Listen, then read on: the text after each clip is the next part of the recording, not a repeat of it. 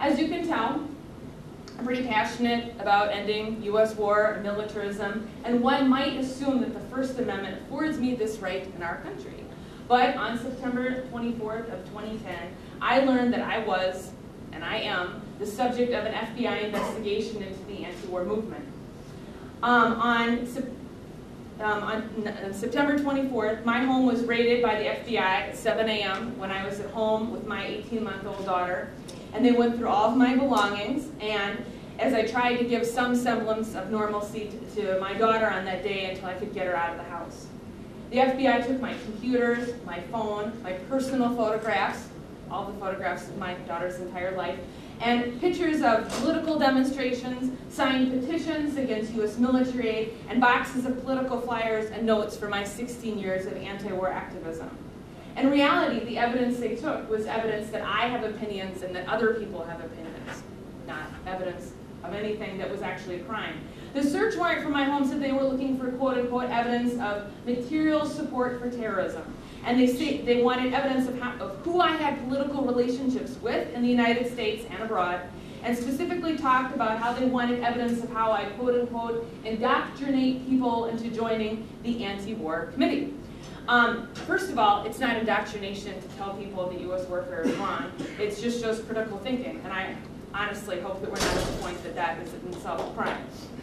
Because we have bigger problems than just minor legal problems if that's a crime.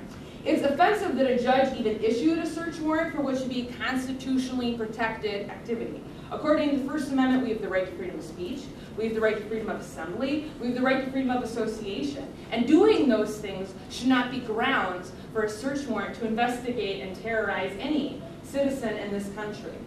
On September 24th, I was also subpoenaed to testify at a secret grand jury in Chicago, which was convened to lead this witch hunt into the Midwest anti-war movement.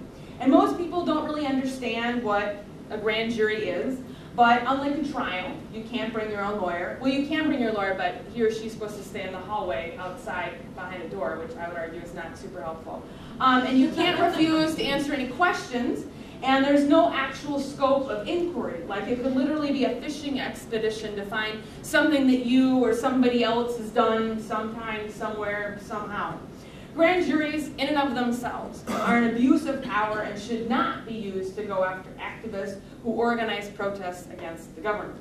Since September 24th, only 3 people now have been subpoenaed in the Midwest to testify at this grand jury, but all of us have refused to testify because we see this as an abuse of power, and we see that being a member of the anti-war movement is not a crime, and we refuse to let our activism be criminalized.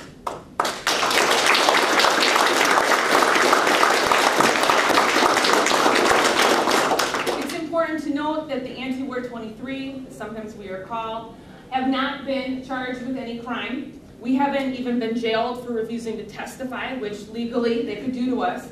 But 2.5 years now, we've been waiting for the other shoe to drop, waking up every morning at 7 a.m. and wondering if today is the day that federal law enforcement will come back, bust down our doors again, and this time take us instead of just our political materials and separate us from our children.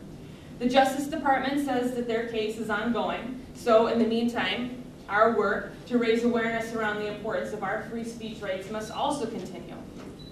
Unfortunately, we're not alone. Ironically, 4 days before the September 24th raids on our homes, the Office of the Inspector General of the United States wrote its own report and published it, revealing that they specifically found evidence of how the FBI was systematically and wrongly spying on political activists for literally just organizing legally permitted protests. On April 2nd of this year, the Partnership for Civil Justice Fund reported that government documents obtained to their FOIA requests, their Freedom of Information Act requests, reveal that the Department of Homeland Security conducts daily monitoring of peaceful, lawful protests as a matter of policy.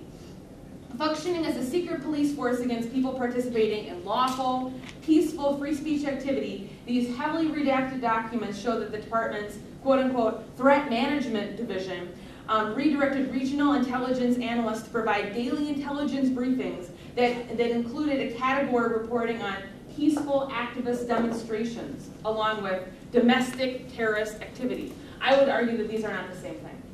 right? Domestic terrorist activity, peaceful activist demonstrations are not the same thing. And that doing something that is legal should not grounds by which to be treated like you are a criminal.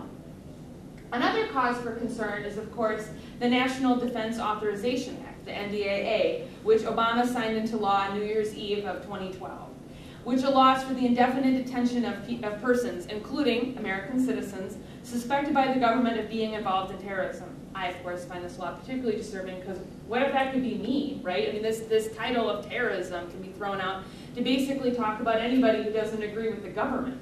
Noam Chomsky, an influential MIT linguistics professor and a prominent political activist, is actually one of many people who's suing the federal government about this law in court. And he explained, quote, "The only protest that's being raised in response to is in response to detention of American citizens. But I don't see why we should have the right to detain anyone without a trial.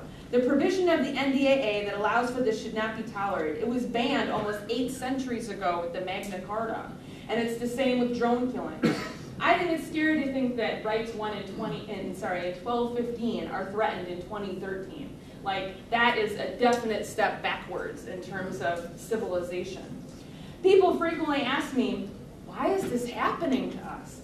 And they ask it with like either fear or outrage in their voice. And the fact is that you can't give someone a toolbox and be surprised if they use a hammer.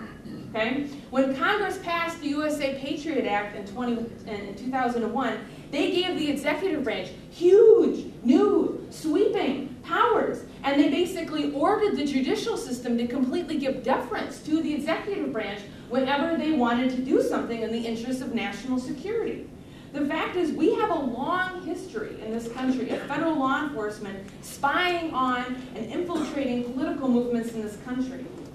The FBI now has the power to do legally what it was doing illegally in the 60s and 70s. So we shouldn't actually be surprised that they're using, let alone abusing, these powers that have been given to them. I'm worried about what will happen now after this recent bombing attack in Boston. We've already seen this tragedy used to justify putting one of the largest urban areas in this country under martial law. There has been relatively little outcry about this recent expansion of the police state, and I'm worried about what breaches of our civil liberties will be next in the name of national security and fighting terrorism. The Libertarian Party has historically been one of the voices during the war on terrorism that has cried out for the preserving of freedoms during this wartime. Both the Democratic and Republican administrations have used 9/11 to erode our civil liberties. And I urge the Libertarian Party to keep up your work calling for an end to the Patriot Act, calling for an end to domestic surveillance, and calling for an end to this criminalization of dissent. I thank you very much for inviting me for this opportunity to speak, and I hope that we can continue to work together to raise our voices against both U.S. warfare and the abuses of civil liberties. Thank you.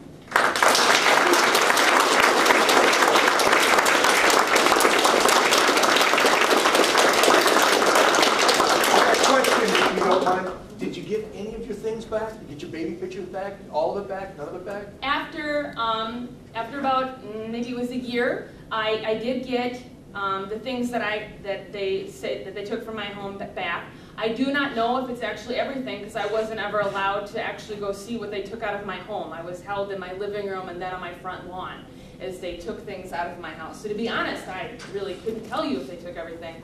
Also, I'm a really anal person, so like all of my political files were organized by country and year. And when I got back, it's not organized by country or year, because they definitely like photocopied everything. It took every staple out of everything that was stapled and sort of gave it back to me in this giant, well, pile of stuff. And so like I can't tell you whether or not I have everything. I can tell you that out of the, I think it was 14 of us who were subpoenaed on that first original day. Later on, more subpoenas came. That one of us hasn't received any of their items back, and that's Hatem Aboudayeb. He is a Palestinian activist from Chicago, and his name was on the search warrant for my house, and we've always felt like he was the target of the investigation, and what we don't understand is how many of us are being pursued as co-defendants, and how many of us are being pursued as witnesses to testify against him. We don't know, but we did, most of us have received our stuff back, but they were very clear that they did not need to have actual possession of our materials in order to prosecute us, because they had definitely made copies of everything. And it took them about a year.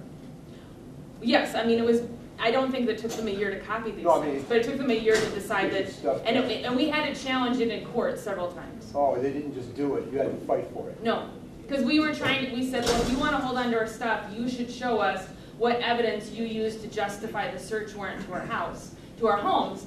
And the fact is that that's all sealed because it's a national security investigation. And so they decided eventually just to give us our stuff back rather than to unseal these documents that would let us know, like, what bizarro information they're using by which to sort of go after us. So, and it's ironic that in the interest of secrecy, they actually gave us our stuff back, but they don't need it in order to prosecute us.